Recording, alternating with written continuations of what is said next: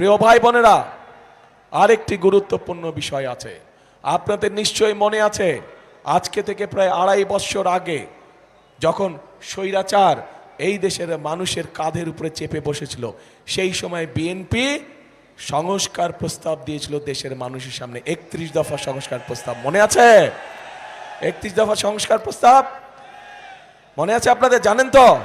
আচ্ছা, পরবর্তীতে আমরা কি দেখলাম, যে বর্তমান সরকার যখন আসলো, অন্তর্বর্তীকালীন সরকার আসলো, অন্তর্বর্তীকালীন সরকার এসে তারা একটি সংস্কার কমিশন করলো এবং বাংলাদেশের প্রায় কম বেশি রাজনৈতিক দলগুলোকে সেখানে আহ্বান করলো। আমরাও গিয়েছি সেখানে, আমরা আমাদের সংস্কার প্রস্তাব আমরা দিয়েছি এবং মোটামুটিভাবে সংস্কার প্রস্তাব যেগুলো আমরা দিয়েছি, যা আমরা জনগণের সামনে অনেক আগে উপস্থাপন করেছিলাম, সেইগুলাই কম বেশিভাবে তারাও দিয়েছে।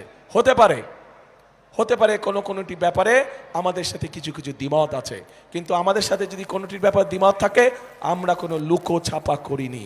আমরা জনগণের সামনে প্রকাশ্যে বলেছি যে কোনটিতে আমরা সম্মত দিয়েছি এবং কোনটিতে আমাদের কিছু ডিসএগ্রিমেন্ট আছে, প্রকাশ্যে বলেছি।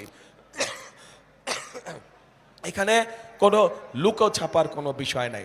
এখন প্রিয় ভাই বোনেরা, এই যে 12 তারিখে যে আপনারা আপনাদের পরিকল্পনা সফল করতে যাবেন, একই সাথে আরেকটি কাজ করতে হবে।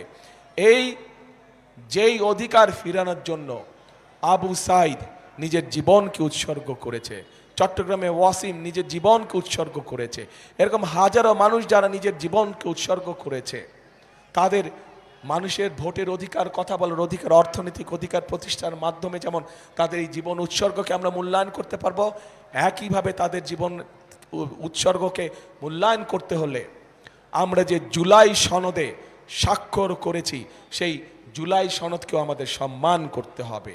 এবং সেজন্যই আপনাদের সকলকে অনুরোধ করব যে ধানের শীষে যেমন সিলটা দিবেন 12 তারিখে, একই সাথে আপনাকে যে দ্বিতীয় ব্যালট পেপারটি দিবে হ্যাঁ এবং না, সেখানে হায়ের পক্ষে দয়া করে আপনারা রায় দিবেন।